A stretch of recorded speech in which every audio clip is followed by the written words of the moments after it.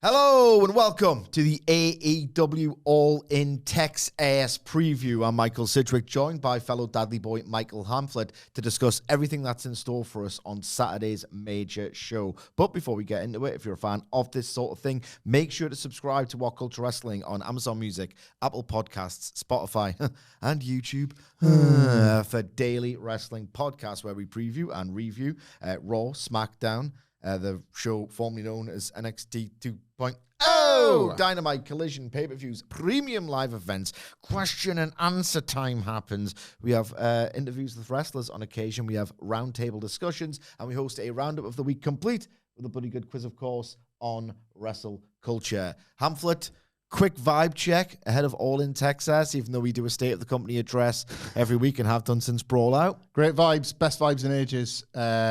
Even watched a bit of Collision. Watched a bit of Collision. Me too.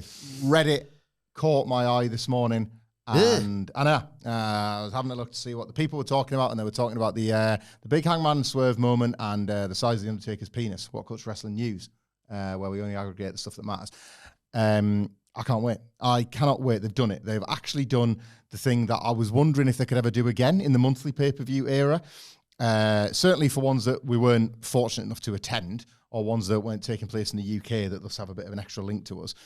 It's a stadium, but it's 20,000 people. The stadium doesn't feel part of the gimmick. The stadium doesn't feel part of the pitch. It's a bonus. And they've created the aura because of the two Wembley shows and Tony Khan's apparent determined attitude towards running Wembley next year, that All In it's WrestleMania now. We've done away with the double or nothing. It's that. They've actually got the card and everything else in such a way that I've got that. I've had it since Monday, the week of.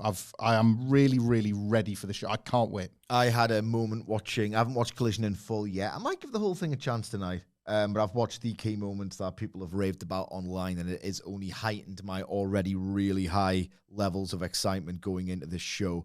I will say one thing, right? I think the best workaround for domestic All In is, right, if you think you know this, surely, right, this card couldn't be any bigger. I don't think, in terms of the current roster, the stories you've tried to tell, the matches you can kind of only do. I think Tony Storm versus Mercedes could be accurately described as a once-in-a-generation. You're not going to get two bigger stars in one division than this. You know what I mean? If this is the ceiling, you've reached the ceiling of punters you are able to draw domestically to one show, why not just do Arthur Ashe but as a pay-per-view? Because it was such a perfect idea to begin with, in that you can almost headcanon the scale of a true wrestling massive stadium. Yeah. It has the aesthetic of that. It looks enormous, but it's also got that intimate crowd. It's the best of every world. And that's a theme that will crop up later as well during this preview. That's what I would have done. It's not a true stadium show, but packing that bad boy out with how great it can look on occasion. That's what I would have done, but that's what they didn't do. AEW All In Texas instead emanates from Globe Life Field. How do we make that dirty and pretend that we're 14 years old? I don't want that. It's too vulgar. Globe's wife, Copperfield. I don't know what that hell that means, bro. Grab your wife. Globes, like boobs. Yeah. Wife, like your wife. Yeah, okay. Globes, Field. Life Field. They're Copperfield. not really giving us an awful amount Come to on, work AEW. with. You. Come on. You know what this is about. What are you doing here?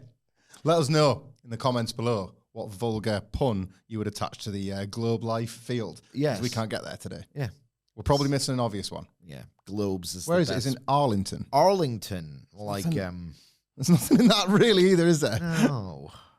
That's it's a bit of a shame. Yeah. Getting off on the old wrong foot Texas. for this preview. Texas. Sex ass. Sex ass. Sex. All in sex ass. And we are There you go. Arlington sex ass. There you go. Okay, we will do that. Arlington ass sex. So that's literally one of the notes. I'm just going to scribble out on the sheet I have in front of me. I'm obviously very excited about this. The promotion's getting hot again, yada, yada, yada. I will go into hype level and prospective match quality on a match-by-match basis. We're going to skip the pre-show. FTR versus Outrunners. I wouldn't... they're doing that on the pre-show, and they're doing something with Big Boom AJ again. Subtraction by addition, that. Put it on a main card somewhere. As long as there's no more. As long as there's no more. Just get the 2 fun-ish attractions out the way, warm up the crowd. I've never seen the purpose personally, but it gives me something less to talk about. We're going to go in, well, basically in a naked retention strategy. The most important matches we're going to cover last, but don't just skip, because we are going to cover one that I think people will have a lot of interest in third. But for now, the more uninteresting attractions that one would hope are elevated by the atmosphere, the idea that, we're here for the duration, we're buzzed, this is the biggest AEW show of the year. Yeah, this match isn't too exciting, but hopefully it opens, otherwise it's going to have little chance of getting over. It is for the TNT title. It is for Adam Cole, this quiet attempt at a rehabilitation project. Hasn't really worked because, quite frankly, he still doesn't feel like a star. They have tried, not for the first time in this less than illustrious lineage of the TNT title, to have the belt make the man. It is yet again not worked. There is a brand new champion who does stand a chance of elevating this belt back to former glories, who is someone who has done the work and should in fact be rewarded with a title, I would argue, and have done previously, a bigger one, a more important one. It's Adam Cole versus Kyle Fletcher. Now, before I get your thoughts, I will offer my own. This should open. We have saw what happens when you put an Adam Cole match on pay-per-view in 2025. Too far down that card was a Dynasty. He had that match with Daniel Garcia, and I want to say it was like 5th, 6th, or 7th. Everybody forgot what was happening. Everyone forgot it was happening in that sort of trademark AEW way that, I forgot this one was happening, because the show's, again, very long. This one, I won 4 hours. That's the difference. I won 4 hours of this. I want to live in this world for a long time. Having said that, I might not feel that way should this, act as a buffer between Adana, women's title and unified. Yeah.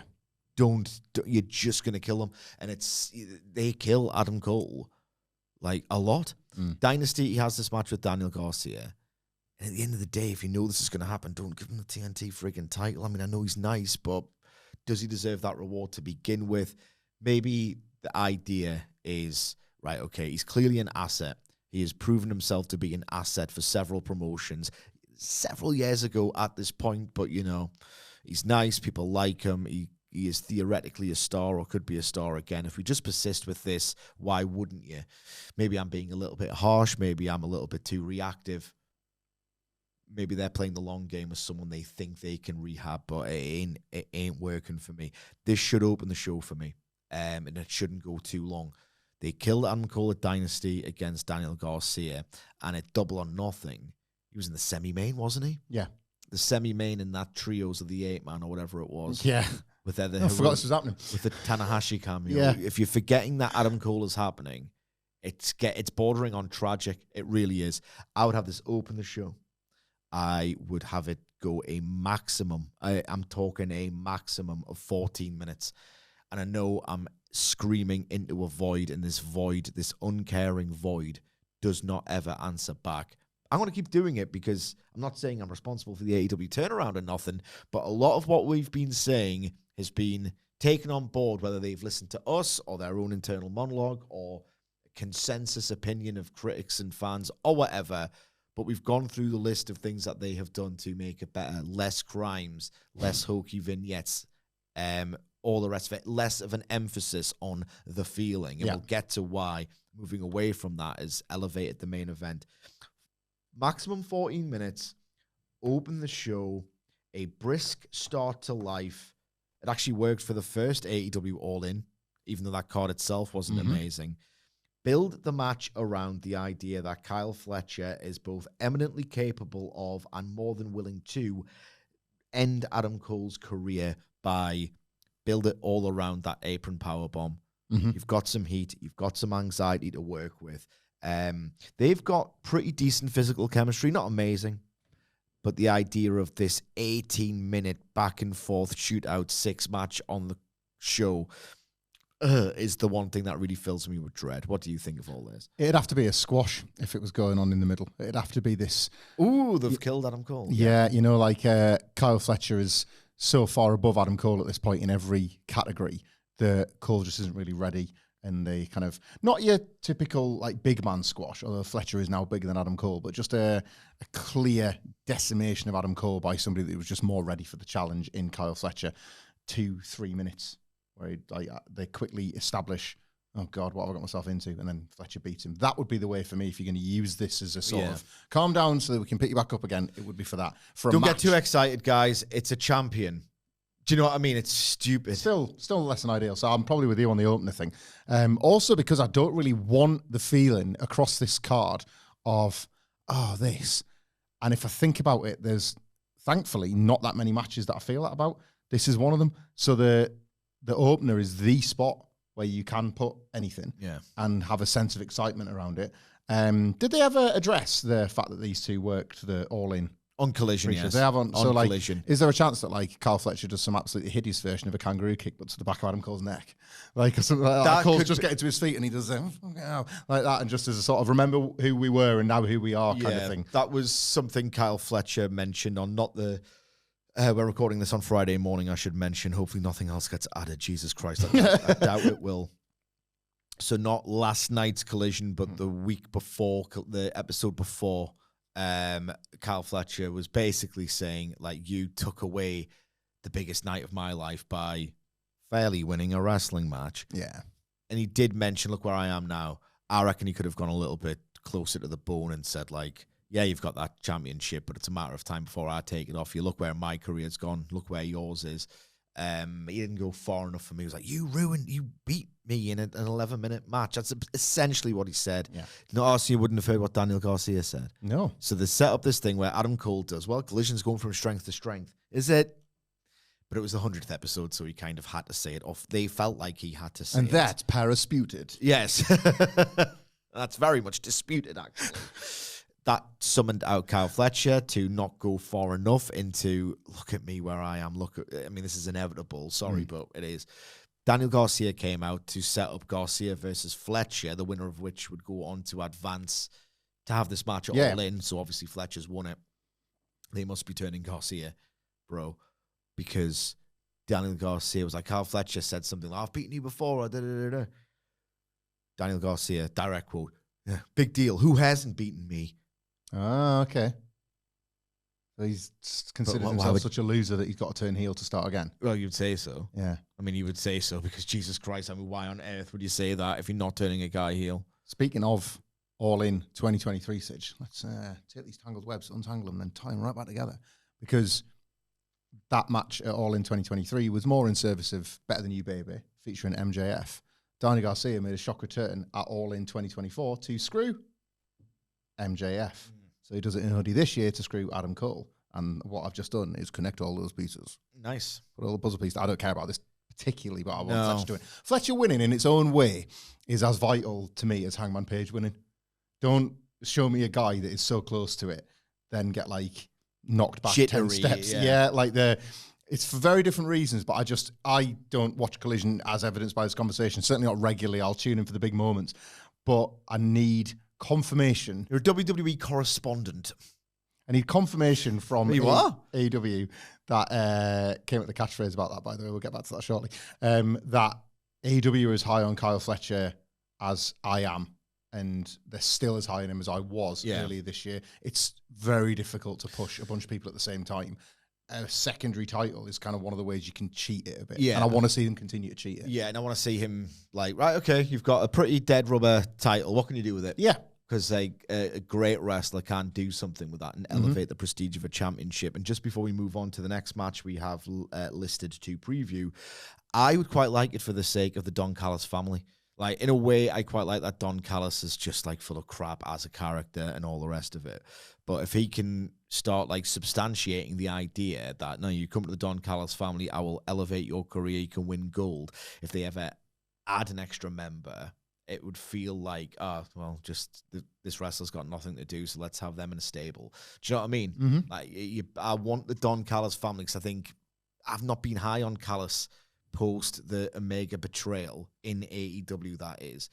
But something's happened with that stable this year where I've really started to connect with it. And I think if you can legitimize it and have Don Callis, who's at his best when he's really got something to crow about, when he's got something worth selling, like Kenny Omega when he was at the New Japan commentary desk, he's amazing at that hyperbole approach, better than Paul Heyman, actually.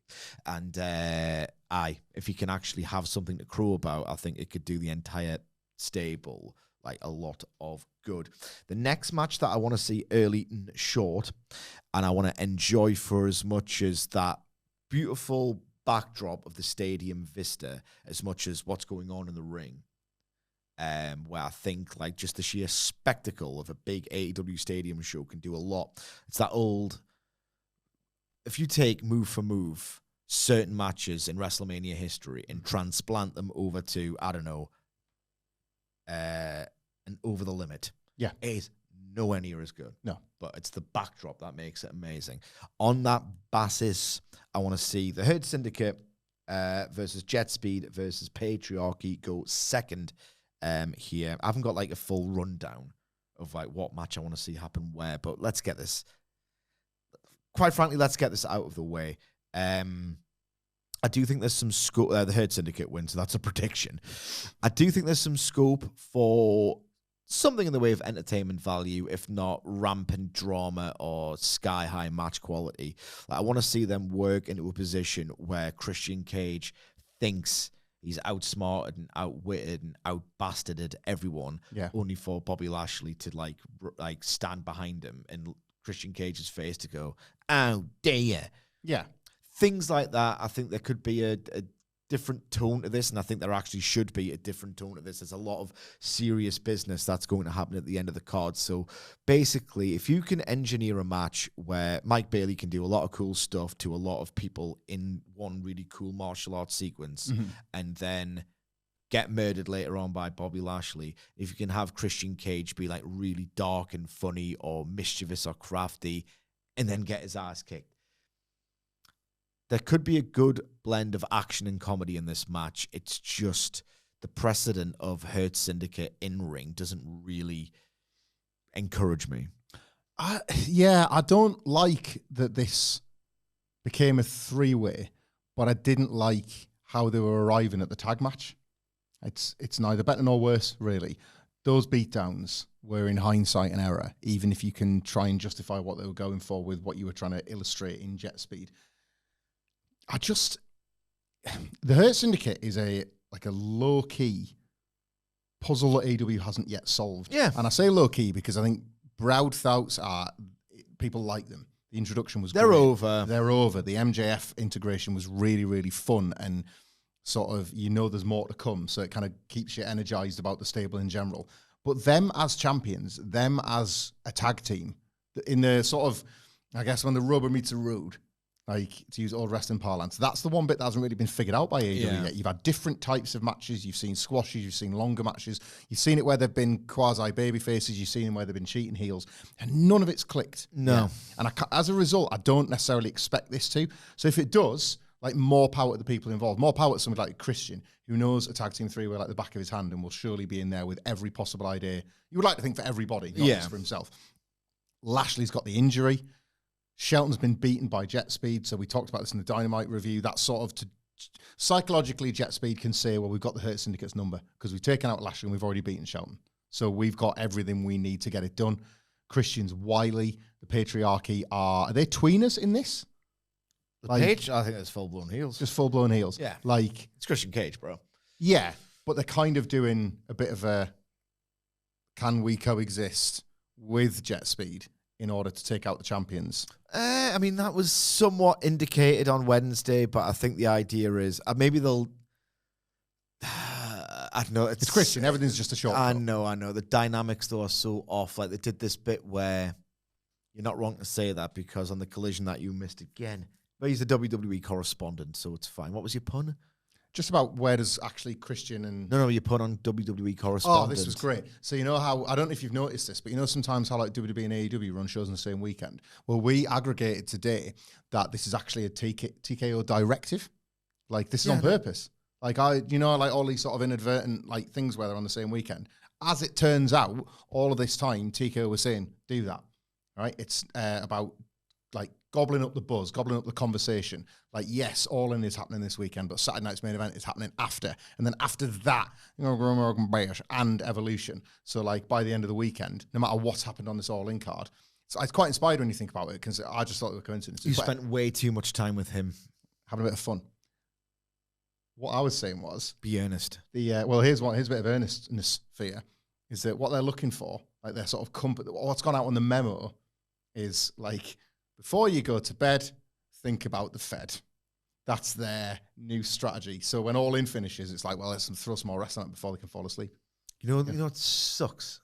I want to watch All In, and I want to watch the Club World Cup final. What the hell is that? You know what the Club World Cup is? It's this total... Yeah, but we don't cover that, Sidge. We don't live and breathe that. Yeah, but like it's my weekend. You know? So the wrestling. That's the joy of us getting to come in here. I'll tell you what. To talk about Are we covering... we'll cover the Bash when he's back in on the he's Tuesday. in. Yeah, we'll do Evolution on there. There's absolutely no chance. No shot. I'm doing that on Monday. So I have to watch 2 Fed shows on Sunday. Yeah. But the runtime of both will probably only equal this. If you break it down that way, it's made it easier, I think. It sucks. Anyway. What's that thing where, what do we have to do now? Do you see, fans, how that like you can love all wrestling equally? Look at me and Sidge loving all the wrestling we get to watch equally. That's definitely a thing that can happen. No. Right, the next match on the show that I am actually interested in, that isn't going to suck ass, All In Texas, All In Essex. Thank you. It's the men's casino gauntlet. Now, MJF and Mark Briscoe have crafted this sort of, like, in its infancy, this pretty awesome, blooming grudge rivalry. They, of course, are going to be 1 and 2 respectively, so they're going to start the match off. Is MJF going to win, or are they going to be so preoccupied with kicking each other's ass that somebody else swoops in? I think MJF could do a great job of selling that. That would also allow him to have the red mist descend. He's like, I need to get rid of Mark Briscoe before I pursue championships, and that will open up the title picture. That's how I expect that to go. In terms of a winner, you like the idea of Ricochet, but I won't put words in your mouth. You can explain that later. I have an idea. First of all, this match is going to be great. They always are. There's the Mystico MJF interaction as well to get to. Mystico is going to be incredibly over. They've bought the rights for the song, I think. There's evidence on the fact that he came on Collision again that you missed. Should catch up on Wednesdays, like I definitely do with SmackDown. Pick something that sounds worth watching. I'll give it a look. Yeah. So I think it's going to be loads of spectacle. There's going to be some like proper storyline heft to this. There's going to be some incredible action. I don't know if there's a debut in it, frankly, but there could be a return. I've written down here. Have you got any ideas for debuts? Like, there's no free agents left or ones that are Ricochet sized at least. Yeah, I'm not excited. Thing is, I don't mind being proven wrong. Like, you get, I had this thing about signings all this year, really, post WrestleMania. I'm done. I'm just exhausted. I've got fatigue on jumps and stuff, and I want to see the rosters. And I think we're getting that in AEW. You see the roster getting used rather than so many people getting benched. So signings only result in somebody else getting benched. That being said, if there's an absolute ace in the hole somewhere, I'm only human. I'm still going to pop if this person surprised me. You know what I mean? I'm only human. Oh, what a song, man. Comebacks for me are more exciting. I want to make mistakes. Comebacks are more exciting than debuts here. Yes, indeed. I think that's we're going to get onto the main event and your Avengers Dread. Ugh. But I am way more into 2 of the heavily speculated upon names that are in potential Avengers scene actually featuring here rather than in that.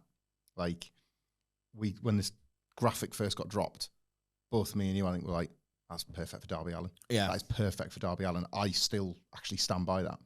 I can see why the temptation would be everybody that Moxley has beaten up might want to get a shot in on him. So that might justify even Cope or somebody dropping in. Oh, God, Cope is the Avenger. I know. However, for me, Darby winning this and it almost just being this, like, that actually creates more drama for your main.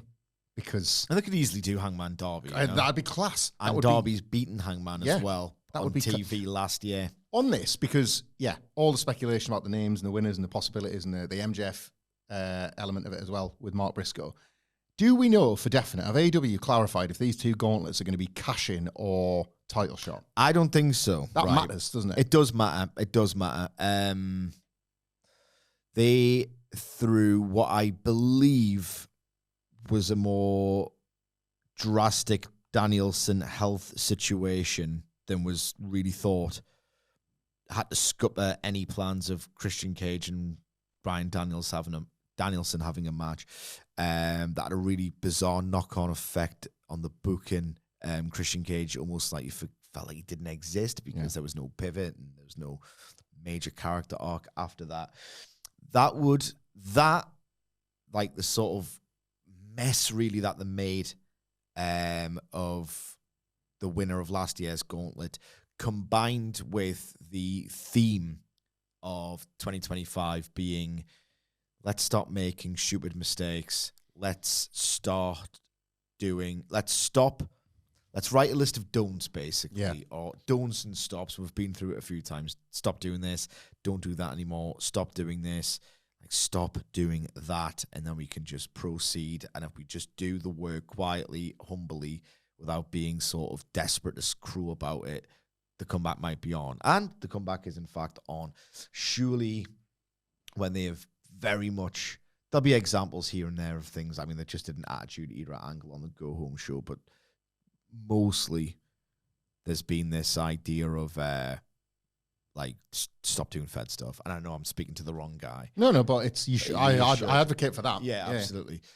I'm not asking for AEW stuff on WWE. Yeah, I don't know if they've revealed when that title shot is or whatever. I can't recall it. No.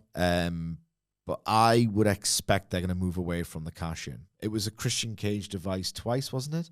Yes, and it was... They did a half in, half out because MJF had the chip, but he ended up calling his shot. Yeah. So they kind of like did a bit of both there, didn't they? The idea was he could cash a chip whenever, but he decided to be like a bit more authentic about wanting a pay-per-view title main event and said, I'm going to face you here. That was the ladder match thing though, wasn't it? That was the ladder match, yeah. This was... with just just gauntlets, they've done both, Aye. Either way, I wouldn't imagine they're going to do a Money in the Bank. In which case, a babyface can, like, that's why I'm asking, is because Darby Allin with a running around with a briefcase is like a worst case scenario. I mean, that's dystopian there. That is pretty dystopian. Unless he puts wheels on it and skates to the ring on it. I would like Darby to win just to go, oh God, that means I want that anxiety in that main event. Hangman Darby could have another great match if it is in fact just the red herring. And I've got two completely out there ideas for returns and winners. Mm-hmm.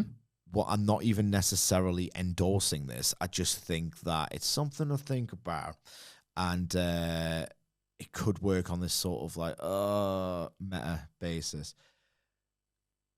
Jericho. Yep.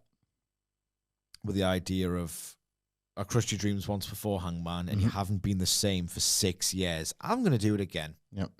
And he could come back as the broken mirror, Chris Jericho. It's a good shout. You know what I mean? Likes his reinvention. He goes, I'm your broken mirror, Hangman. I could see that made into a jacket. Yes, and he could do all that stuff. Yep. Or... Hang on, 2019. That's a shame it isn't 2026 because then he could have said 7 years bad luck. Yeah, 7 years bad luck. But he could still call himself the broken mirror, Chris Jericho. Or... Cope. Yep. With a view to turning heel, because my God, that dude can't be a babyface in this promotion. And I was going to mention it during the main event, but now that I've invoked his name, I don't care to talk about him twice. I've written down here, mainly as a way to endorse and put over the main event and how well they've built it, is Cope's bad run goes from bad to worse every single time he's not on TV, and things and people who he's feuded with do much better stuff when he's not there. Like Mox versus Hangman is infinitely better. Is that hyperbolic or not? No, it levels above. It levels infinitely better than what Cope was doing. The idea of Cope coming back as a babyface, just doing babyface stuff, cringeworthy, desperate, dour, tedious. Is it Cope and Jay White? Like the mates? Oh, God, imagine that. That was this year. That was this year. Levels above. Like, but if Cope turns heel, they never love me like they love you, Hangman. And it's still a bit lame because everything Cope does at this point in his career is lame. But the idea when he would like come out and do the Raw speech like WrestleMania weekend last year for AEW after they'd lost their heads with the Hell Warney stuff, the idea that you would give yourself the nickname, like were we in what late 2024? Because he basically shortened it the first day of this year. Yeah, mid to late 2024, going this Young Buck storyline's a bit rubbish, and but oh God, at least Cope's here. What's your favorite Cope match? You know what I mean? Yeah. No one said that. No, nobody was asking for it. Nobody was using it. The idea of Cope turning heel is very, very, very viable because he sucks. Just a guy. He blows, he reeks. No one's really bonded with him in that AEW audience. The fact that he's gone away for one of his semi-regular, he's like, 50 years old. He's battered. It's obviously fine. Trust me, I'm not advocating for Cope to be on AEW programming every single week. But usually when you're off all the time, or you're off for a long time, people are like, oh God, I've missed this wrestler. I've missed every wrestler in recorded history to the point where I thought Seth Rollins might be the guy 10 years ago. Yeah. Except Cope and Chris Jericho.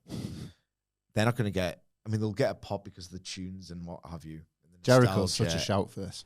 Jericho being the broken mirror of Hangman Page, or Cope just doing something that isn't begging me to like him and consider him this sort of like grizzled hero. I would take either of those because I think that there's marquee value to their name still. The absence will have probably helped that.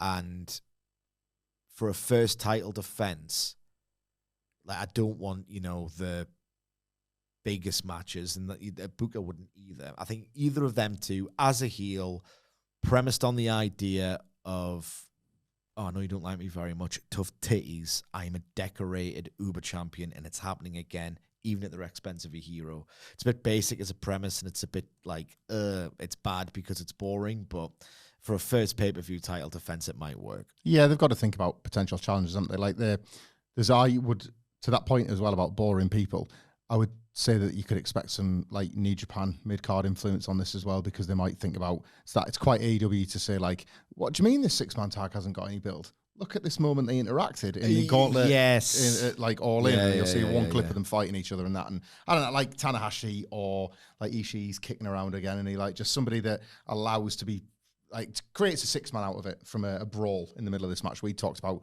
Nigel McGuinness, like it's not last year's pop, but he's somebody that you can just chuck out there. It's one of those, no one guessed it. That's what informed the pop. There might be some ridiculous, how didn't I think of that entrant into this kind of match? What you want. Yeah. Kingston is somebody I would prefer in this than in the Avengers thing. Yeah. Again, he's the other one with Darby. I would rather one, not both, but one be the surprise here than there. I think there are different wrestlers that suit that Avengers idea more than others. They've set the precedent now of McGuinness. They've kind of potentially, arguably, made a rod for their own back. It's a good one to make, though. But I've got no idea who wins this, and I think the match will be great for very different reasons. So can't wait.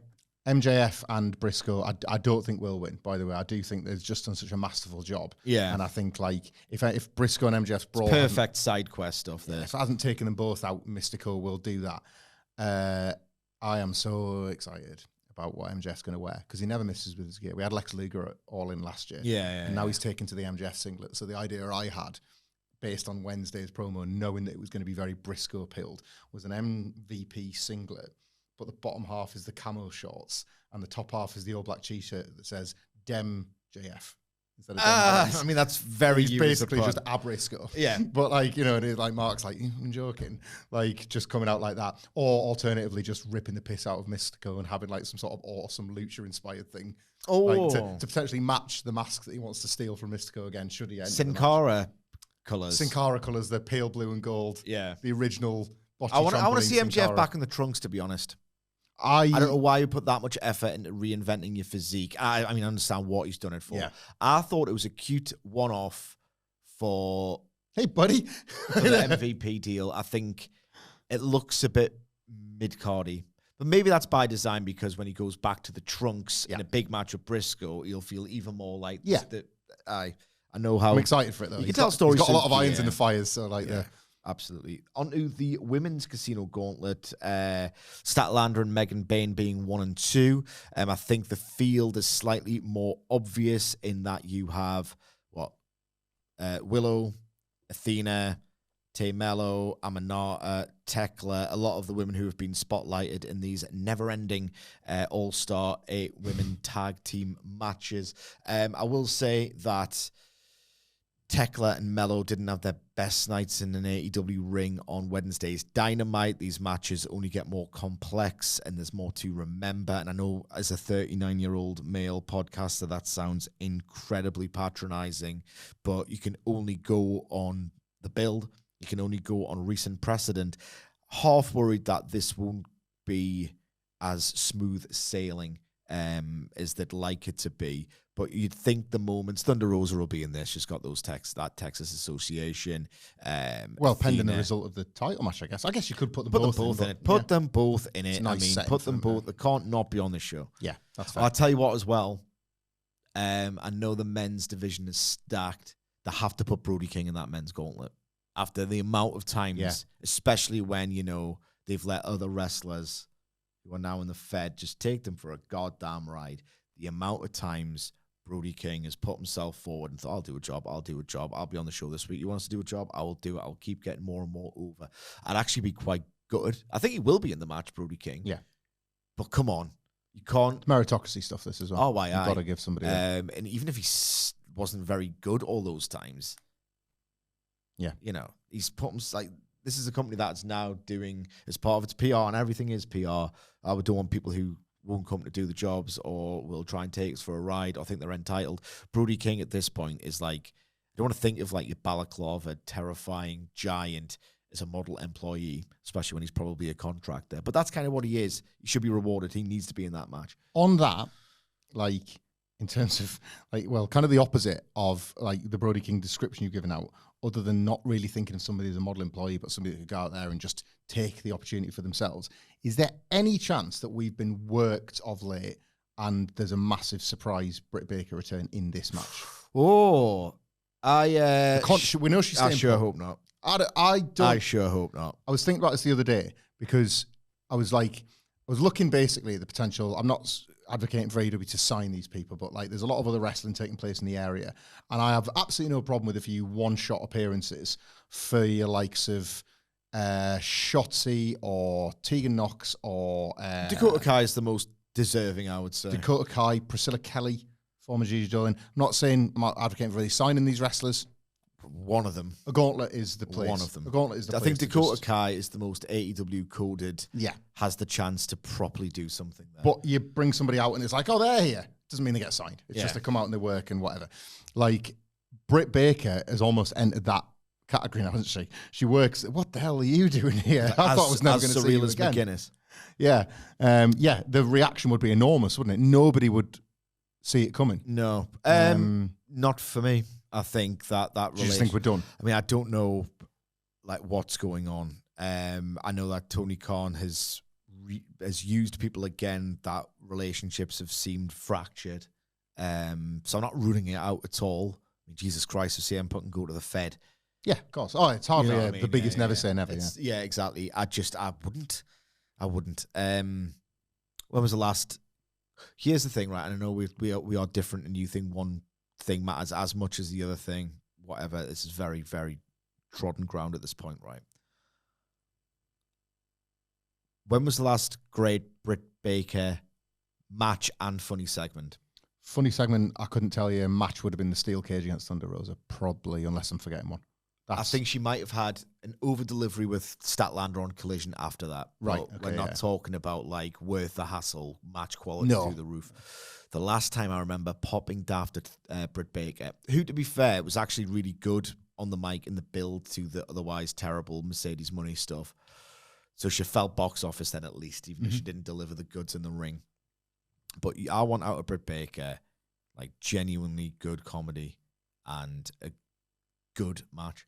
I can't remember the last time that happened. The actual sandbag gag was the last time I remember thinking, that's Britt Baker. Yeah. That is Britt Baker, but I wouldn't put her in it. And I think that it would just dominate the story as well. And I think that, like, this is a huge opportunity for a set of women who, if they're going to sniff one AEW pay-per-view all year, it probably would be one to be a token challenger for a TBS or what have you. I think I've got a feeling it's going to go shorter than the men's. Yeah. I reckon it might. Yeah. Don't know. Got a feeling in my stomach. Who wins? I would have Tekla win. I would have Tekla win. I think I'll go with Megan Bain, but I only say that because Willow and Stat have obviously got the program they're working. They could do the Briscoe MJF spot where they are kind of like, they get so preoccupied with themselves and where they're at in their friendship. I know I hate it as well, really, but it's a bigger problem if the Death Riders are on the route to disbanding. Yeah, because the whole point has been like bringing Chris Statlander over to their side, isn't it? And like, but you're looking at lining up a first challenger, aren't you? Yeah. You're not necessarily giving it to your top star. Aye. It's weird. Like, if Athena's in it, she sort of has to win. Otherwise, what the hell are we doing with Athena? No. I'm thinking. I mean, she's just been slotted in these All-Star 8 women tags. Like, what I would have done if I was Tony Khan is, like, wouldn't have had Athena appear on AEW TV at all. At all. We were fantasy booking the Mercedes match for this card. Yeah, that was had to drop the women's title. Is it Super Card of Honor? Whatever it is. Yeah. I think so. The ROH pay-per-view. Yeah. And having never stepped foot in an AEW ring for as long as she was Ring of Honor World Champion, come in and win this. And it's like, Jesus. Like, the forever champion is coming to do it all over again. But now she just almost feels like another name who they don't seem to like very much. Interestingly. All for naught. This was aggregated by our friends at Grapple. So I haven't cross-checked this, but I have no reason to doubt them. Do you hear about this Ring of Honor ticketing thing and how it's going to work? So, like, the only tickets available for the Ring of Honor show, they're only being made available to the All In high rollers. So if you've spent, I think it's like $1,000 on your All In ticket, only you get access to Ring of Honor. So they're not opening up to everybody. It's this idea of, like, you love it, you're in it, come and see us. It's going to be the dedicated, the hardcore, go along to the show. And I think that's with the view of obviously getting the hottest possible crowd because you're going to get a few extra eyes on this Ring of Honor show this weekend because of All In and the nature of it and stuff. And then they bring that enthusiasm potentially back to All In for someone like an Athena or a Thunder Rosa or a Bandito, Takeshita, like certain names that they'll be like, oh, they were unbelievable. I cannot wait to roar them on the All In card. Like Takeshita's probably going to be in the gauntlet. I'm not a businessman nor a billionaire. I would say you want to try and open those tickets up to as many people as possible. But if it works for them, it's a decent idea. Prestige thing rather than an actual anyone else. Nobody's coming. Garland's a long way out of town. So who do you think's going to win Megan Payne? I'll go Megan Payne, but to be honest, this one is more. I don't think I'm going to be disappointed with any outcome. Yeah, I'm just sort of leaning. I don't. They've not booked it with 2 or 3 select winners in mind, have they? No, not really. It's an open field, so it's an open field. Like, it'll be dramatic and unpredictable. I'm just half worried. I shouldn't be, you know what? Because I think the All-Star 8 women's tags, which are just as complicated as if not more than a 4-way, they've been really strong. There was one in particular. I can't remember if it was the first one or the 80th, but there was one that was really strong. So maybe I'm just being a patronizing dickhead, and I will shut up and move on to the trios title. The Ops defending against the Death Riders. I don't necessarily care about this as a match quality thing. There's a few things I like about this, right? One, keep this as another one, 10 minutes. Does it need to go 15? No, it really doesn't.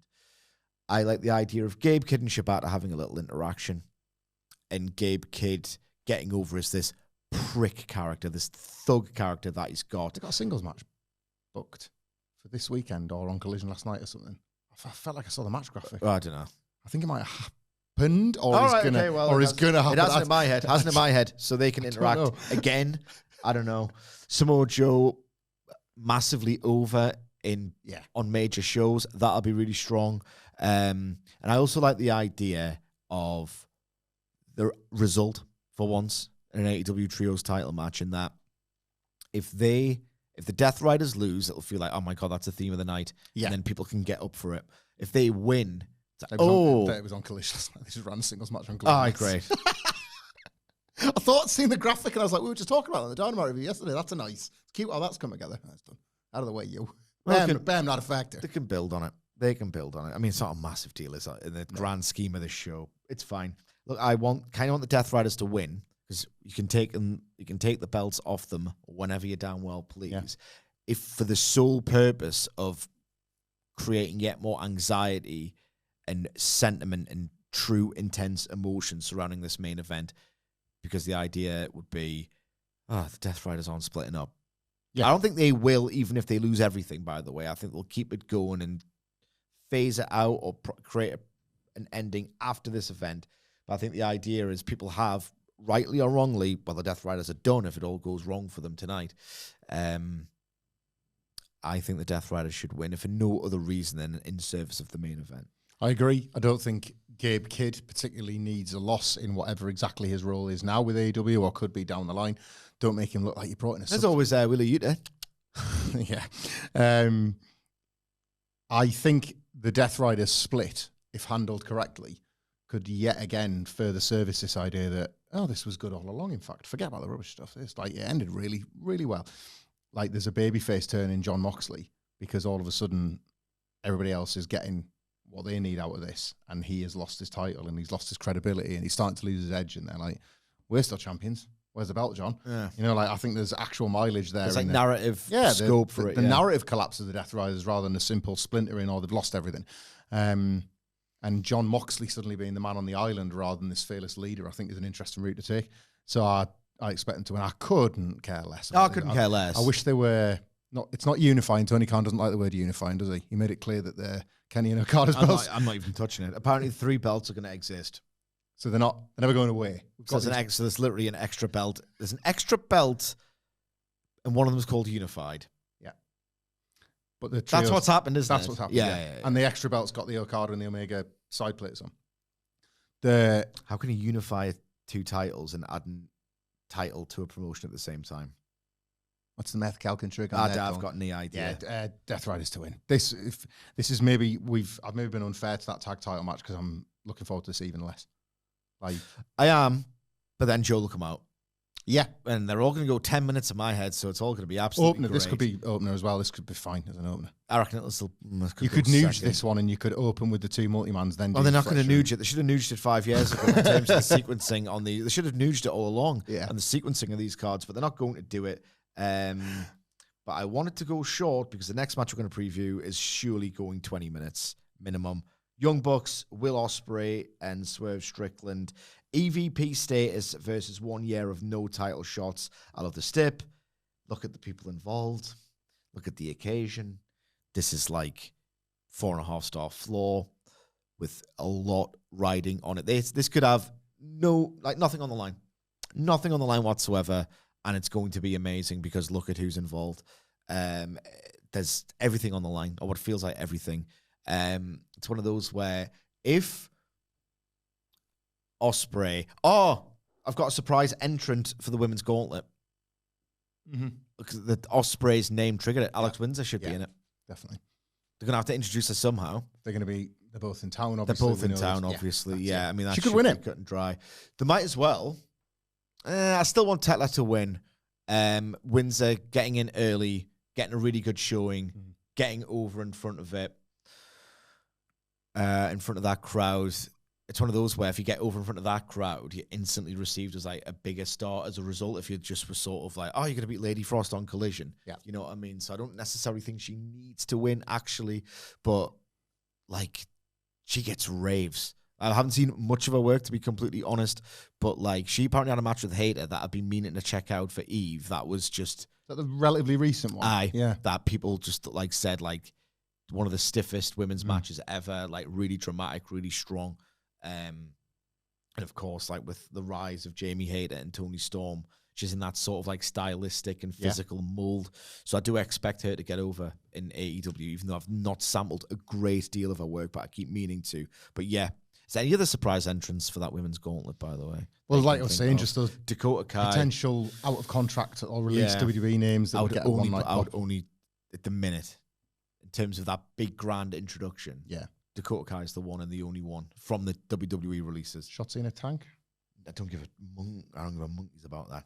Young Bucks versus Will Ospreay and Swerve Strickland. As I was saying before I got sidetracked, sorry about that. If Will Ospreay, this match is going to be 4.5 star minimum. Yep. Minimum. If Will Ospreay hits the Stormbreaker on Nick Jackson, I mean, by this point of the match, because that'll happen about 14 minutes in, I'm going to lose my head. But I'm not going to be like, oh, do it. I need the Young Bucks not to be EVPs anymore. Please do it. Yeah. Conversely, if the Young Bucks hit the EVP trigger on Swerve, I'm going to be thinking, oh, he's not going to be able to challenge for the title. So one stipulation means more than the other, but what a stipulation that is. And that informs the results for me. I think the Bucks are winning. One, I think if this goes basically not before the main event, the whole Avengers scene is in doubt, or you've at least added a layer of intrigue to it of, oh, Swerve going to come out? You know, there's a different approach to doing the WrestleMania 40 finish if that's where they're going, and it feels like that's where they're going.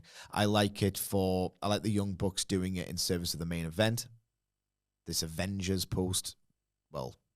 finish deal that you're going to do. And I also like it because Will Ospreay headlining All In, having not done anything for the title in a year's time, is potentially a ticket-selling storyline.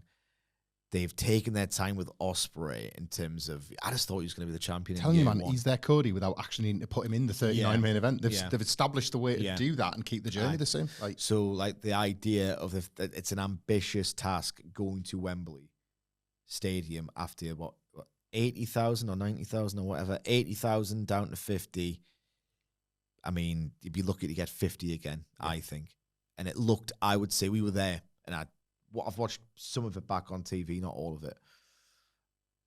Just about possible in terms of it didn't look like, those grim world-class stadium shows towards the end when no one was there. It's impressive. Yeah, it was impressively produced, wasn't it? Yeah. For AEW especially, It was one of those where, obviously, it wasn't anywhere near the same as the first year. But as someone who was there, if you go to a half-empty building for a wrestling show, it's pretty awkward. It is quite awkward. It's just not the same. I would say the vibe was just right with 50 in there. Any lower, and it starts to look a little bit bleak and lesser than. Nobody talks about this now because the card was good, but do you remember we experienced that Clash at the Castle, the first one? The entire section behind the goal in the Principality Stadium was just tarped Principality. Off. It was quite early into this boom, and nobody, it's just fine, 50,000 is enough or whatever. But it was almost to our immediate left. Nothing. And it was weird, wasn't it? It was strange. Weird. You get used to it when the show's good. Yeah, because you're staring at the ring or the screens or whatever. But anymore, it gets a bit awkward. So I do like that as a storyline. And it's one of those as well where AEW... They can also sell it from Double or Nothing. Sorry. They can sell it with the end of the Owen. That's the final. You've got from then... Ospreay versus Swerve. Yeah, and then that run-up is whoever hasn't bought a ticket yet has, 2 months? Yeah. The same run that Hangman's had to get excited for Ospreay. And the Young Bucks at this point, it's less about, we need to change the world. What is this vague concept you keep talking about? And if you're so intent on changing the world, why are you not on Collision? It was always so half-baked. Now it's just a license for the Young Bucks, this EVP character, Founding Fathers. A license for them to be obnoxious dickheads, which has always been their best role. Yep. So it's not this kind of war for the soul of the company. It's just them being arseholes and rich and obnoxious and flamboyant and dumb. So I actually like the gimmick now a lot more than I did this time last year. So I'm kind of in favor of it continuing as in small doses, as long as they don't like tug at the fabric of the fictional world making sense. But at the same time, again, as I said, there could be nothing on the line here. And these guys are so awesome at these intricate sequences, this hyper athletic stuff, the layers of dramas that the layers of drama that these guys have built in main events for a combined decades. On this occasion, I mean, this is possibly the most can't miss show match on the card, in that Tony and Mercedes has still got some sluggish elements to her work. Okada and Omega and the weight of expectation. Moxley's not amazing form in the ring. There are reasons to be somewhat anxious about every single match on this show other than this tag. Yeah. Genuinely, it's going to be absolutely outstanding. And I would have the Young Bucks win. Because as I said, as I was going to say, like, the problem, and it surfaced last year with Swerve and Ospreay, was, Swerve's the champion, you just signed Ospreay. You've got too many over baby faces. Mm-hmm. It's a luxury, but it's also a problem in terms of trying to figure them all in. And you take two off the board with this, and you don't have anyone competing for, Hangman's been the champion. The reign's okay. Well, Swerve and Ospreay are doing some awesome stuff. Can they not win at Revolution or whatever, Oh, my God. What? Ospreay realising, my ceiling's just been lowered. This is less than ideal, is Fletcher's first TNT title challenger. Fletcher beats him, and they do a bit of an Ospreay downward spiral thing, and it's a huge win for Fletcher. Yeah. They run that back as there's loads that can do. I've totally replaced you now. Yeah, you might say, in his Australian accent apparently. That was more like my Australian. Yeah, it was bad, wasn't it? I've totally replaced you now. What would be the word that opens the Australian? Are you as good as me? No. Wreck off, Wheel. There you go. Back into it. This match is going to be absolutely incredible. I will say, without Ospreay and the Bucks, they've had amazing chemistry. You saw a beautiful glimpse of it on this week's Dynamite. Their stuff at Grand Slam last year was out of this world. Swerve and the Bucks, not quite as good, even though Anakin in the Arena was outstanding. I'm just looking for a reason to doubt this because my brain works funny. Yeah, I wouldn't. I am glad of the Stips. This is one of them ones that wouldn't lose me, but I'd just be like, yeah, I've seen it all now. Like, the Stips have supercharged this beyond, as you've pointed out, the one guarantee. This is the safety bet match on the card, isn't it, in terms of for all the caveats that you pointed out in the bigger matches. The friendly fire, potentially between Swerve and Ospreay, costing each other. I've got a spout. He's got a spout. I don't think as much about spouts, but I've got a spout. You have to, and I'm saying this, watch the collision conversation between Hangman Page and Swerve Strickland. Let's talk about it. Very quickly. Absolute cook and go at cinema. So Hangman, something's happened in the ring, I don't care to watch. And he walks backstage, and there's Renee backstage, and she sasays, Hangman, do you want to tell me what's just happened out there? And I'm thinking, yes, please, so I don't have to go and check it myself. And he says, I do, but not to you. Because Renee. So kind of Renee looks a bit, all right. And so he abandons her and goes and appears at a doorway, and it's Swerve Strickland's locker room. It's weird how they did this on Collision and on Dynamite, by the way. It was huge. It was such a big angle. Yeah. So he walks in, and Ospreay's there. And he's like, brav. Like, tries to separate him. Prince Nana's there as well. And Hangman's like, I'm not going to do anything. He's got like a chain with him, puts like that. Like, I want to talk, or whatever it is he says. And they're convinced enough that they leave. And Swerve's like, sort of bored up and that. But they eventually sit down, they pull up 2 chairs, and Hangman just does this amazing job of saying, I'm going to do what I should have actually done 2 years ago. Inferring, instead of burning down your house, I should have been me and we should have talked this through. But instead, I chose violence, and look at all the damage it's done. And he said, I'm butchering this, but please go and watch it. He basically says, like at this point where we are, I still hate you because my son still wakes up screaming, thinking he can see you at the end of the bed. Like, you have left this scar. And every time that happens, I hate you just as much as I did the first time.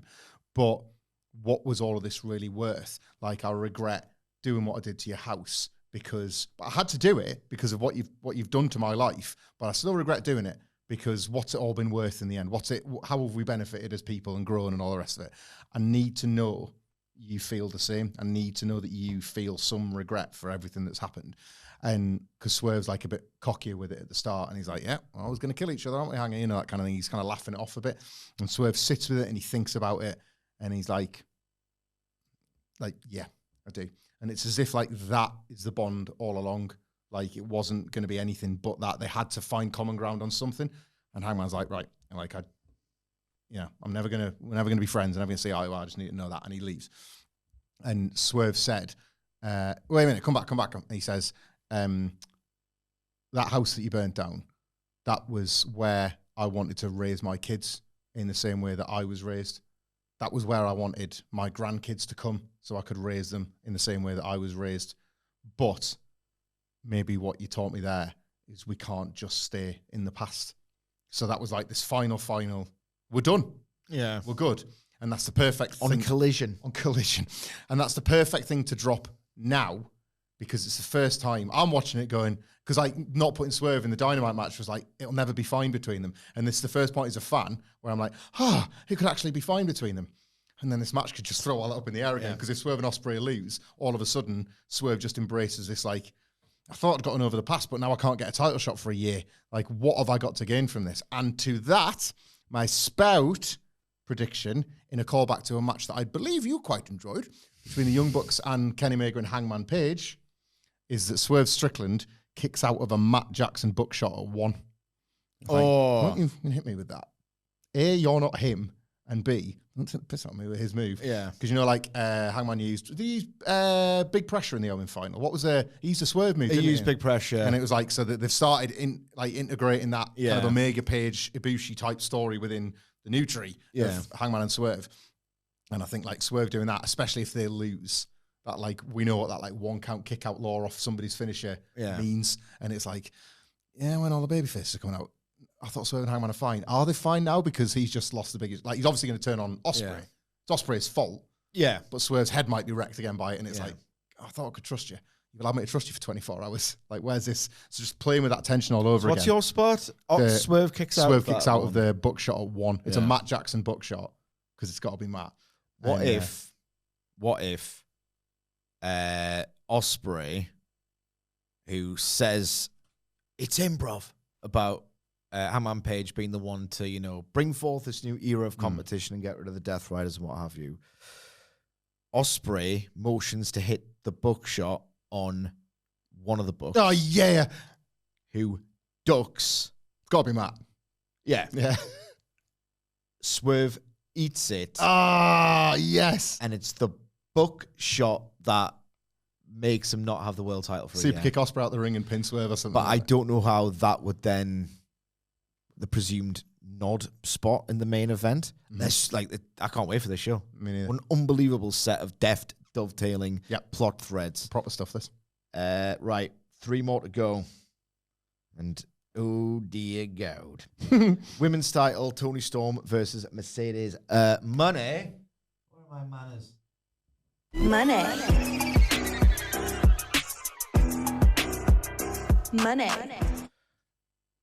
This is, can't fail. I will say, right, there is some, like, Mercedes Money has been absolutely tremendous over the past year. She's finally become the version that everyone thought, what's that going to look like after WWE? What could that look like in WWE if WWE wasn't terrible? You know, either one of the two. It's partially unfair of us to expect it would happen straight away. Yeah. No. She didn't have a great run. She didn't have a great run. She was figuring this character out. It's becoming, if not already, great, right? So I'm thinking of the Statlander match. Matches. Like, basically, the Statlander was the point.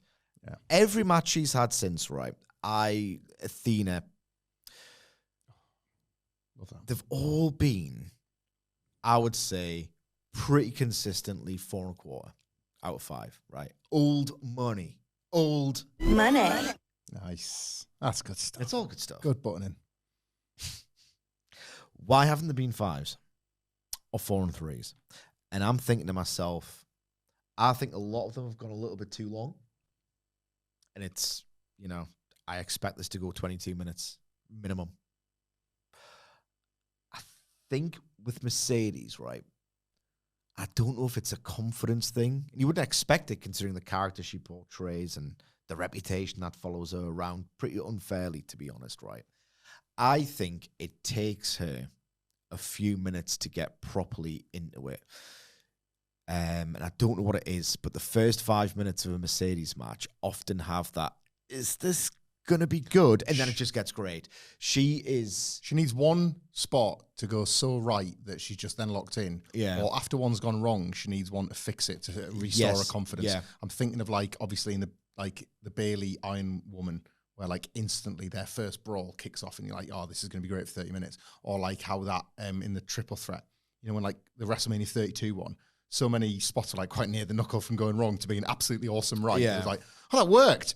So then you get Sasha Banks just unfurling and nothing matters after that. Yeah. But when a couple of things, like there's a few jitters and a few stumbo bumbos in ring. Is a tiny bit sloppy, like a tiny bit. But I wish you would know that sometimes that's all right. Yeah. Because you can tell it impacts her confidence after the first couple of minutes. But when it goes right, she's just, I'm in it now. This is my way of saying that this biggest match in women's wrestling in the history of North America outside of WWE, and quite frankly, one of including all of it, right? That's got the two biggest stars in AEW history of the women's division, and quite frankly, in the case of Toni Storm, especially irrespective of gender, on the biggest stage when they're both at their peak in terms of characters and in the ring, potentially. This feels like you'd be an idiot to think this could go awry. I'm just trying to preview without doing the usual, oh, this is going to be great, but who do you think is going to win? We like to go a little bit deeper, maybe a little bit more anxious than all of that. I do think that it takes Mercedes Money a little while to warm up, and that she can also find 2 or 3 minutes where you think it's peaking and then slow it down a little bit too much. Yeah. There's a reason why I'm thinking everything's going right. She's the best women's wrestler in North American history. She is feeling like a massive star. She's been completely booked perfectly by AEW at this point. Why are the 4.25? And again, 4.25 is great. Mm-hmm. And if it is 4.25, and it does have these little quirks that a Mercedes match sometimes can have, as long as it ends strongly and the broad headline is, this was class, eventually. That's all that matters. I just don't think it's a surefire 5. I think you might get the 5 minutes of, oh, is this going to be as good as I thought? I think it will always get there. But a total home run on the level of Brooklyn, and this is what I want. I've had enough recent evidence of, oh, it's not seminal, but it's really great. Yeah. That's the only thing. We've got a pasty bet on, Hamflett and myself. I think Toni Storm's going to win.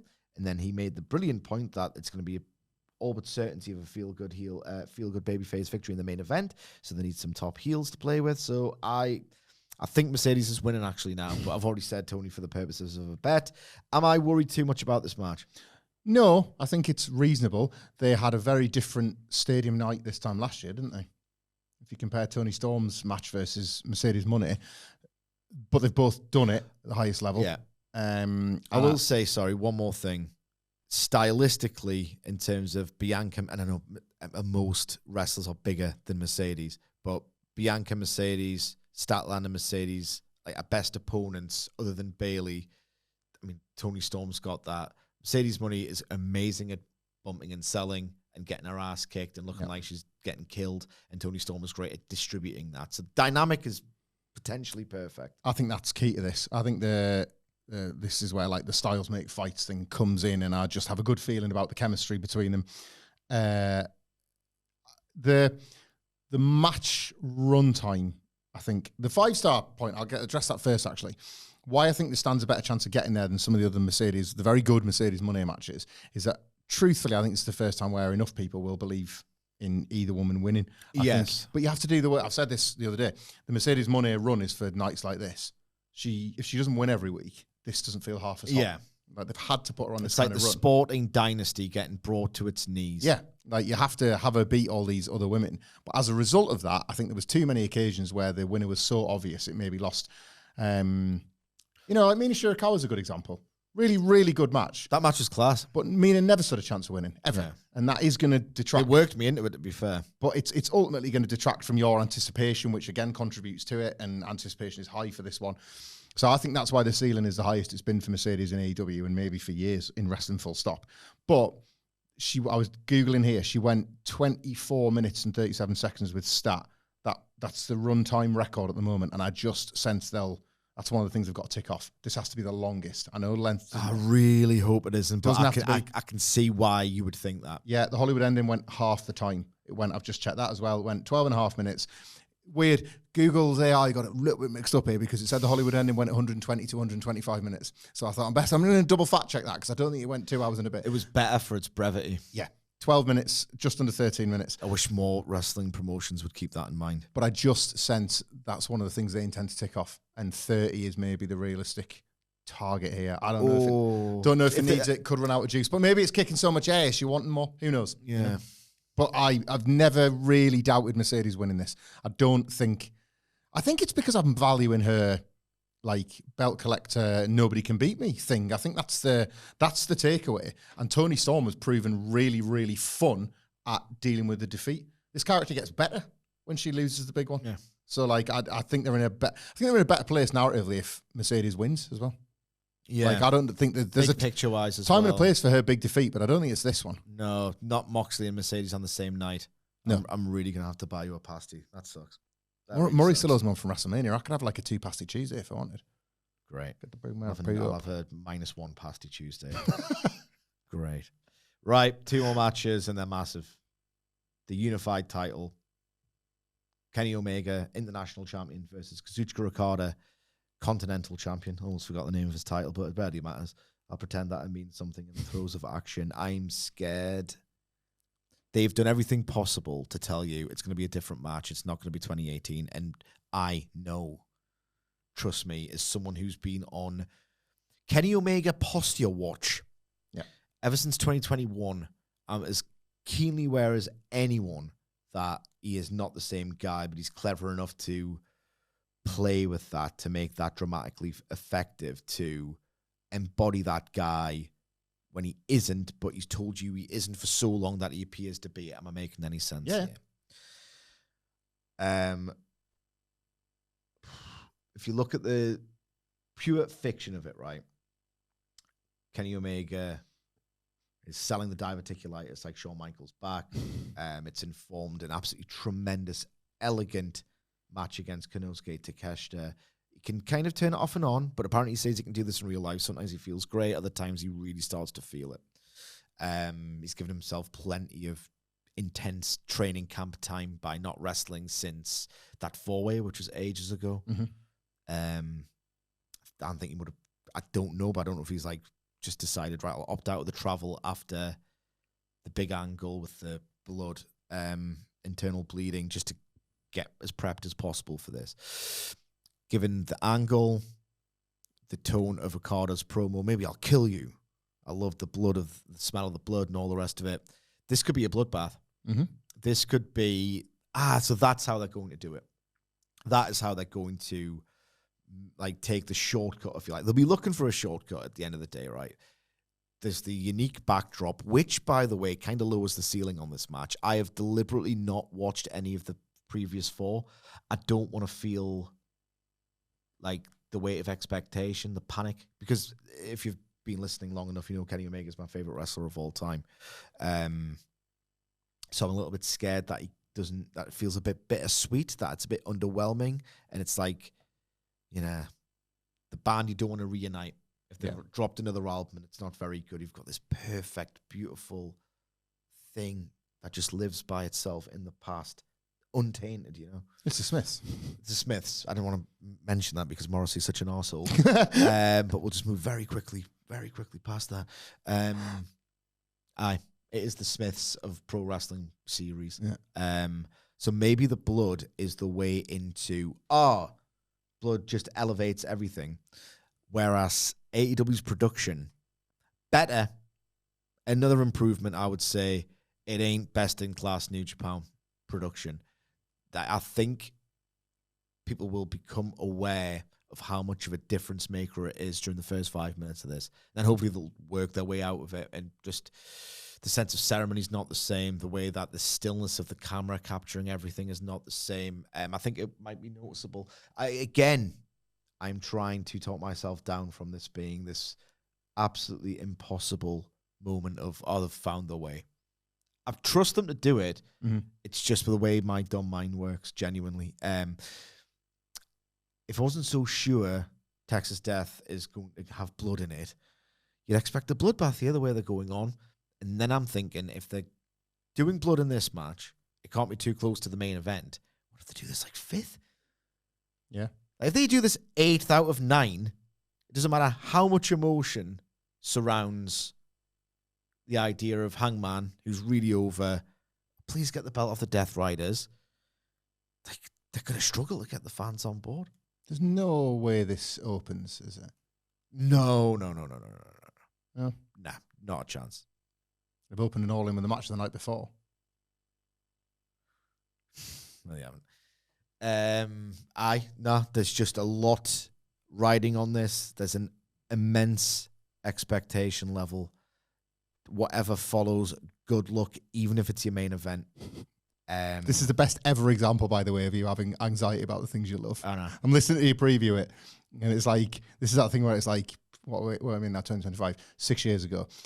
Sidge, good news. What's that, Hamflett? Well, a wrestling company is going to form and give you everything you want in direct opposition to WWE. That's great. And they're going to run, it's the third of a series of stadium shows. They've kind of created their own WrestleMania, if anything. And it's going to be semi-main evented by Okada Omega in North America. How do you feel about that, Sidge? You just got to wait 6 years for it. Scared. No, I mean, there's so much they can do here. Something I could never see. Like, it's the two of the best wrestlers of all time. Some people would have them as the two best. I would not argue with that. But the 2018 match was the best ever. So here's a few ideas I have before I eventually let you talk. I'm sorry, right? Bloodbath, just do more blood. Okada in white? I don't want him to wear black. No. I don't think it suits him very much. It suited the Gatekeeper 2024 Okada. Doesn't suit this one. Omega. It's one of those where I don't want Okada on flares. Maybe a new color scheme for Okada. Lilac or something like that. I don't know. I'm thinking Kenny might pick a video game. Potentially. But I don't know the games he plays. He's more an RPG guy. Yes. But if they're going to do a bloodbath, and maybe they are, I had an idea for a spot, right, where like Omega's gigged, he's bleeding, and this ties into another spot that I've got where Rainmaker, right, but instead of that lunging clothesline, it's a forearm to the gut. Ah, nice. Yeah. And then Kenny, who was secretly about a minute before the sequence, put some of the blood from his face into his mouth, and as the forearm goes in, he spits it out. Nice. So crimson mask, and then some, like, he's bleeding everywhere. He's gonna die in that ring, and he's got diverticulitis. Yeah. I like that idea of, like, Rainmaker, just for fun, I'm gonna do it here on your gut with my forearm instead. So that was the spot I had. I had another spot as well, I don't know if I've mentioned this, where, seriously, right, they've done such a spectacular job. I know he probably did it at Forbidden Dow 2022 in that 4-way and maybe against Danielson, but as full-timer heel Kazuchika Okada in AEW, it's the Rainmaker and the big sort of pullback. Hey! Double bird flip. The fact that he's going to do an earnest Rainmaker pose in this match it's probably going to happen. And if it does, it's genius because, oh my God, he's taking it seriously. It's just that's how much Okada's mind is still always sharper than yours. This is a guy who took the trunks off, the flares off. He's like, all right, the old Okada's back. He can make you think he's the best wrestler in the world in a split second. Ironic, considering how long his matches usually go. If he does that earnest Rainmaker pose, it's going to tell you, oh my God, he's back and he's taking it seriously and he's going to win. Kick out. You could have, like, Kenny Omega reminds me of that closing stretch of the Forbidden Door match against Ospreay, where it's like, how have you done 3 things as dramatic and iconic as this in the space of, 3 minutes? Like the one-winged angel kick out, that rope break. Yeah. How, and like we're just going to do a Tiger Driver as well. I think there'll be a sequence in this match where there'll be 3 things where I cannot believe those 3 things have happened in the space of a minute. I think it's time for... Now, again, I've discussed this on a podcast before. I'm sorry. This is the sort of match I couldn't help but talk about the entire time. I think it's time for the one-winged angel kick out. I love this so much. So this sells tickets for decades. Me and Hamflett talked about how if this is All In and you want it in stadiums every single year, you want it to be WrestleMania, you have to create iconic moments. McGuinness coming back, Danielson winning the belt. You want to see something you never thought you'd ever see, and you can only really see it at this show. If that's what we're going for with this, and it's the best way to do booking, really, without an off-season. You have to have one show be the most important thing ever. If they kick out the One-Winged Angel, there's a few reasons I think they should do this. One, the level of expectation and pressure on this match is simply too high to not at least entertain the idea of, like, it's kind of a cheat code. It's going to be one of the biggest pops of all time when it happens. Elevating a 4-star match into a 5 just through one spot. There aren't many left where you only get something once. Yeah. And this is one. And I mean, you've had it once, but it doesn't really count, you know. Just in case, you know, I've watched the DDT match from 2012 as well. It was nice to see it nice. Yes, back indeed. then, but we forgot. Bruce Lee. One, it just, it's the match with the kick out. It's the one where you got the biggest pop of an AEW history, potentially. The streak and a pop at the same time, you know? Yeah. A streak ending and a pop at the same goddamn time. 2, if you can consider Kenny Omega's character arc and where he is very much portrayed. He presents himself like this to the public, and he's kind of portrayed like this in AEW. It's the top star, the legend who doesn't have much time left, right? It's time to play with the pathos of that a little bit, potentially. Or there's no better time to do it than when he's finished. You know what I mean? Like, why not tell the story of the wrestling god becoming a bit more mortal to do that? So it makes sense for the character at this point to not have this completely devastating one-shot kill, you know? On a pure physical execution level, Okada's the best ever at the 2.9 kick out. The best ever. So if you're going to do the ultimate spot, you've got the ultimate opponent to trust with it to make it that every nanosecond of drama count. It's almost like the streak ending. Yeah. That feeling of, like, you know, when they didn't play the music, you're like, is that meant to happen? Yeah. They could get that out of 2.9. Yeah, that's the thing. Was that meant to happen? Because he could get so near the wire that the referee. I mean, that Ibushi one on Dynamite 2 weeks ago was the best of the year. Yeah. Also, just to get ahead of a potential counter argument to this, people say, wouldn't you want to give it to a young guy? And again, if you've heard me say this, I'm sorry. Don't you want to give it to a young guy for this fabled rub? I have learned over the past 6 years with AEW and a lot of noble failures of really trying hard to elevate talent, sticking with it, partnering them with veteran talents and stables, giving them wins over veteran talents, going 50-50 in matches with, like, stars to the point where almost everyone does. If you're over, you're going to get over. You know what I mean? It doesn't matter really how good the booking is, how flattering the booking is. If you're a star, you're going to become a star regardless. I would suggest that it's not so easy. And it's one of those where it's that Vince Monopoly thing where because he killed everyone, you thought, oh, if you just did this, they'd get over. If you just did this, they would get over. I think that in a functional and dysfunctional wrestling promotion alike, you're going to get over really to the level that you're going to end up getting over at. Because maybe that's a bit overstated, but I don't think it's that false either, to be honest.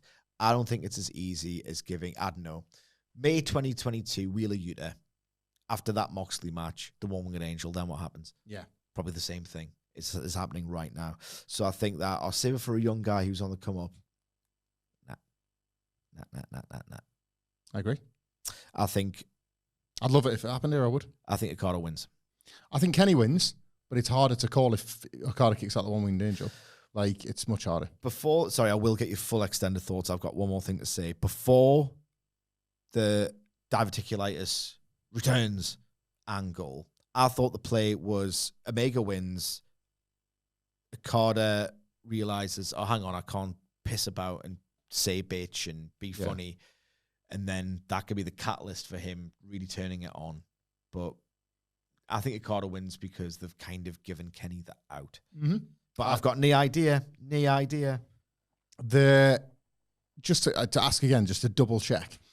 If Kenny loses, he loses his belt to Okada. Or does Okada? Oh, God, I don't know. What a needlessly complicated thing. I think they win all 3 belts. Right. And there are 3, even though you've unified 2 of them into one, but there's 3, and the Continental Classic is still happening. I've got no idea what's happening with this. I'm only asking because in terms of the match, obviously, you made a point there. It's quite difficult to get into the minds of Omega and Okada and how they're going to approach this one differently to the others and what they're going to draw from and all that sort of stuff. But in terms of trying to work out who wins, I just think I can picture, or it makes more sense to me anyway, that Okada loses his belt rather than Kenny losing his. You know what I mean? You kind of run out of road a bit with Kenny Omega in the mid card if he loses his title, and they found quite a nice spot for him here. He doesn't feel like you're not. When we're talking about prospective challenges, and it's great that Hangman Page could potentially be the title because the idea of one day you have to go back to that. But right now with Moxley, we haven't gone. Well, when's Kenny going to get a run at him? I know, and that's been a good thing. I think it's been nice to just not have them in the same headspace. If Kenny loses this belt, you're pretty much back there, and I'm not sure that's ideal for AEW at the moment. It's one of the few cases where I think the zone has helped. Yeah. Kenny's been in more of a Kenny zone.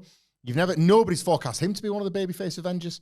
Yeah. And he's one of the top babyfaces. It's kind of nice. Because he's going to be ice packed. Well, that's right, yeah. Airlifted out of the goddamn stadium at the end of this. But in the same way that you'd have the Bucks maybe helping the Death Riders, you wouldn't have Kenny then chasing the Bucks off, would you? You know, it's one of them things where I just think he kind of fits with the mid-card belts at the moment, Kenny Omega.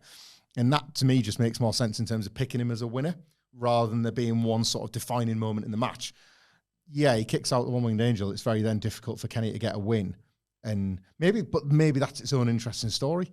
I got the win, but it worked coast. It worked coast. Can I get over the fact that my move isn't indestructible anymore? Yeah. That's its own. And Kenny would be amazing at that as well. Yeah. He'd love that sort of thing.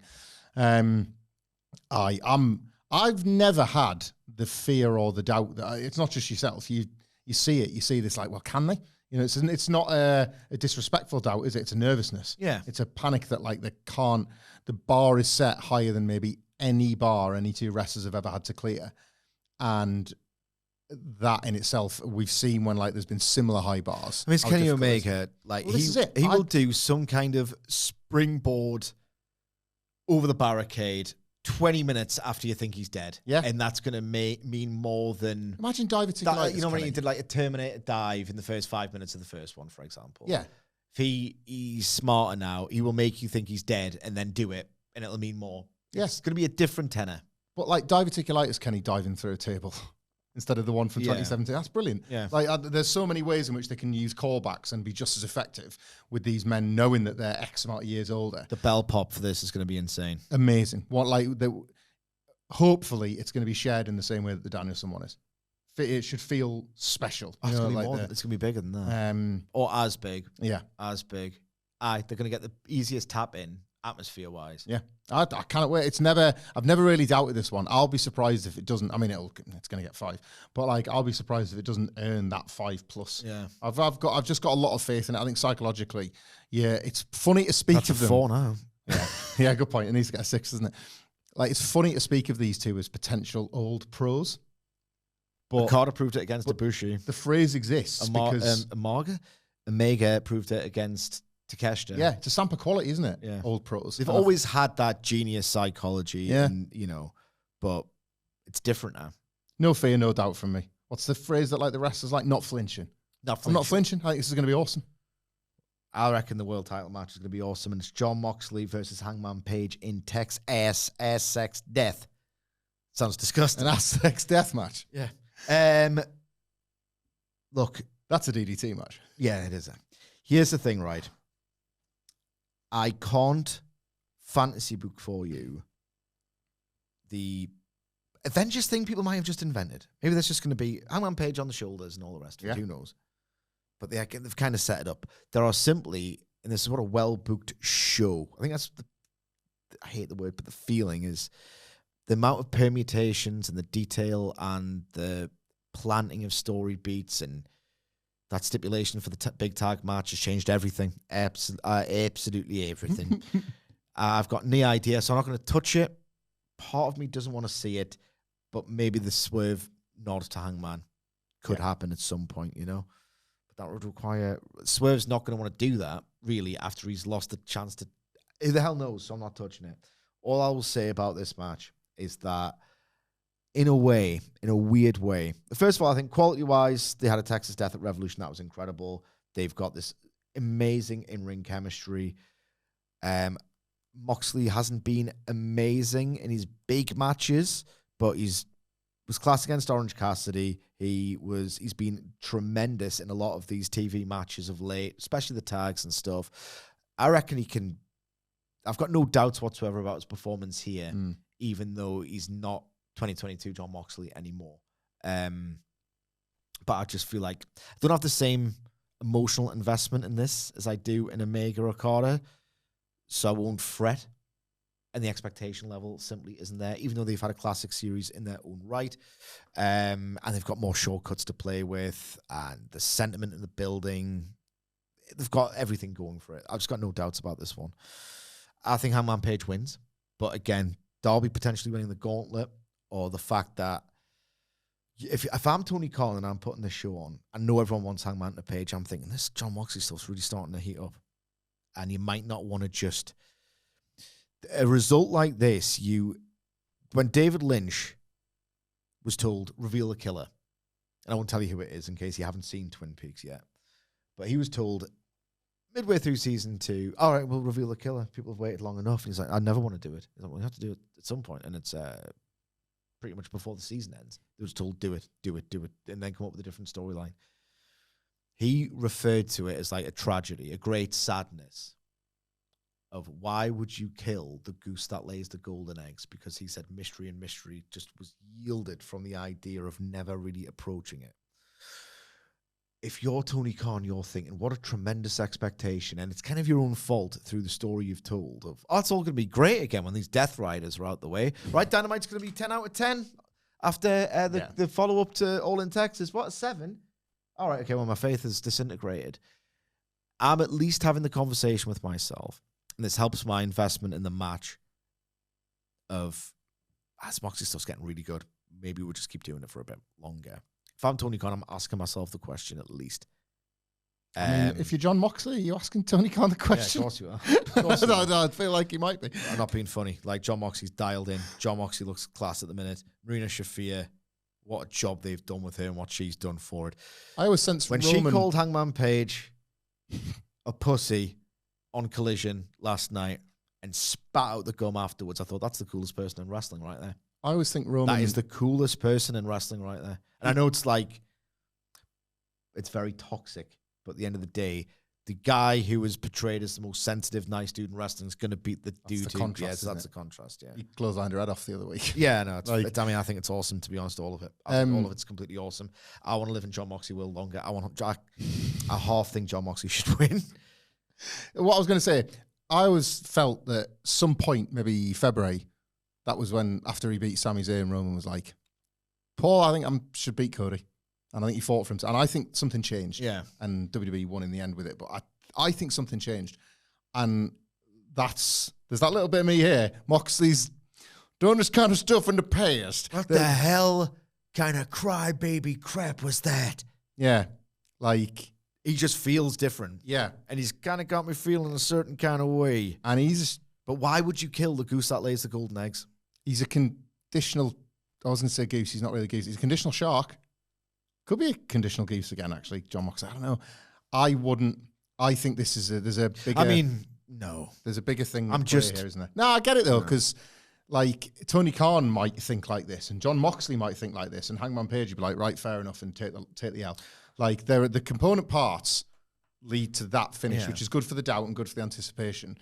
I just think there has been... I'm just presenting an argument. Yeah. I don't necessarily think they should do it. The bigger picture momentum killer, I think, is worse. Of course, yeah. And here's the reason why Saturday really is the time. I know you've got Darby in a Seattle pay-per-view coming up, but then really you might risk Darby getting that Rey Mysterio Royal Rumble 2014 gimmick where it's like, no offense, mate, but we really wanted Hangman, so we're not interested in you. That could happen. That is a risk. You climb Mount Everest, but what did that really do for me? Do you know what I mean? We've all got mountains, mate. We've all got mountains. Some of them are figurative. Some of them are figurative. Yeah. But here's the thing, right? This is kind of weirdly 7-star perfect, this Moxley stuff at this point, right? Bear with me on this, right?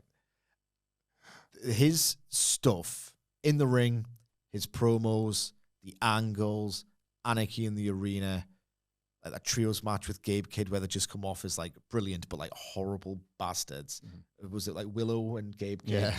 The Spike stuff. Like, John Moxley is now feeling cool. John Moxley is now feeling dangerous. John Moxley is now feeling dialed in. The heat in these buildings when the Death Riders come out is kind of, I can't believe it. Like, They look like dickheads. Wheeler Yuta's getting this rub at last. Claudio's there. Marina Shafir is feeling like, I'm telling you now, she looks like such a bad ass on Collision. The sentiment specifically surrounding All In of please get that belt off them. Please get that belt off them. It's Hangman's turn. Surely it's Hangman's turn. That doesn't exist if Jon Moxley has been as good all along as he was for the last, 6 weeks, 2 months? They've cracked the case in a weird way. It was so bad for so long and so dreary and so hokey with the bleach and all the rest of it. I'm not saying this was a grand, calculated design. I'm not. But this was so bad for so long that you've created the sentiment of please let it be over. And just when that feeling of like it needs to be at All In has happened, it gets fictionally unqualified class. So you've got this meta story of this, like, we've talked a lot about the anxiety, like Super Cena should have wrestled Undertaker at WrestleMania at some point at the peak of his character because of like, he can't be the one, he can't be the one. You've got a similar deal now where it's like, he can't keep the belt, not him. He can't keep the belt. And at the same time, the build for this Hangman stuff, I mean, you've got hypocritical dickhead heels call him a pussy, which is like a shock line. Yeah. He's blasting a head off with a buckshot. Head off. You've got Jon Moxley basically saying, crybaby, like being really awful, like actually getting like a visceral heat response to what he's saying. You've rid yourself of the feeling talk and like Hangman Page doesn't feel like a mascot. Hangman Page at this point in this storyline feels like a guy who is redeemed, sensitive, the best dude. Yeah. Who's been to hell and back. And Jon Moxley is like, nice pussy. Yeah. You know what I mean? Like it feels like two different types of masculine energy coming together with a real personal issue. Like Jon Moxley cannot abide the sensitivity of Hangman Page. And Hangman Page is like, I'm a better man for it.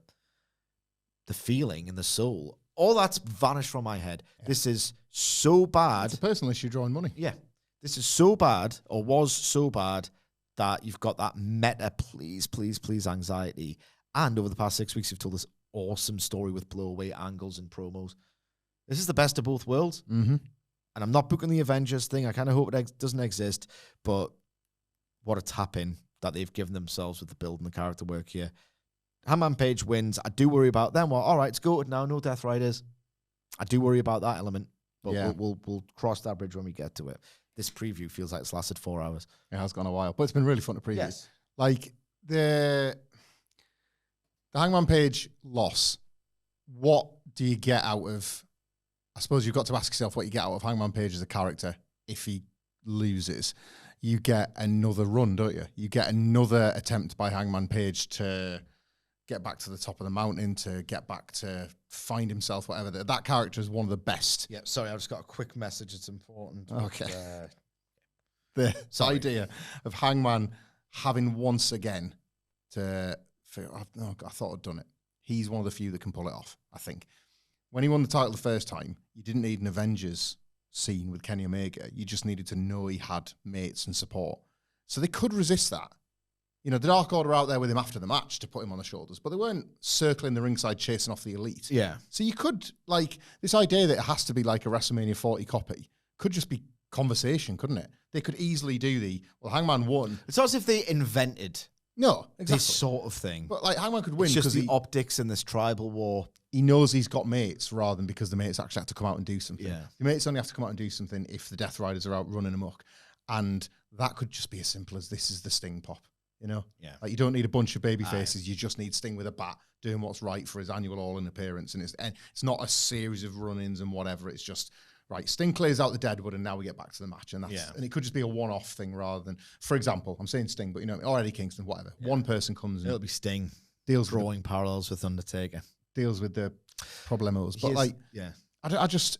I don't see why you wouldn't, like, I understand this Moxley thing. You've got the most convincing pitch for Moxley winning, but I just think it would be, I think it's too, like, the They're too delicately placed. Now AEW the at timing's moment. perfect. I know what the result is. Everyone kind of at this point knows what the result is. To a point you were making about like how the Death Riders might just be finding themselves. This was the case for the Bloodline and Sammy in 2022, and Roman beat Drew.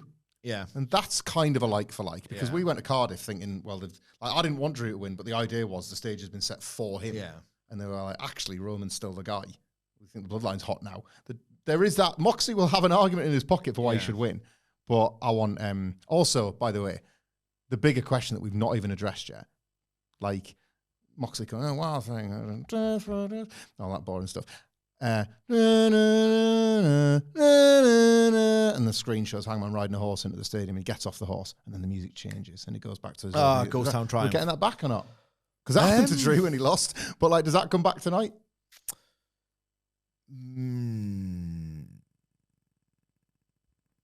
Maybe do the Mankind gimmick. Yes.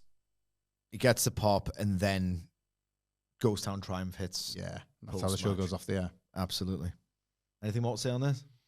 No, I think we've talked long enough. I'm excited. Thank you very much for persevering with us. I'm nervous and scared, and that means it's Jesse Spanner over here. To be great. I expect it to be great. That's why I'm freaking out. Are you freaking out? Or are you just normal and excited?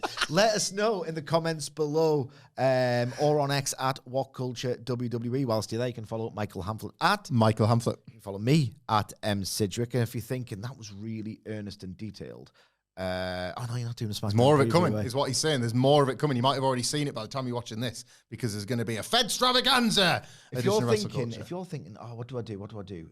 If I'm conflicted, Omega versus a card of 5, or Great American Bash NXT in front of about 400 people. Oh, I can't decide. Well, they're going to preview that as well on Wrestle Culture Counter Program Mania Special Edition. How dare you say that about Jimmy Stick around for that. We'll be back to review what is being framed as the end of the world at All In Texas next week. In the meantime, do not forget to subscribe to WhatCulture Wrestling wherever you get your pods from for daily wrestling podcasts. Thank you very much to Hamflett for joining me. Thank you very much for listening. Come watching, and we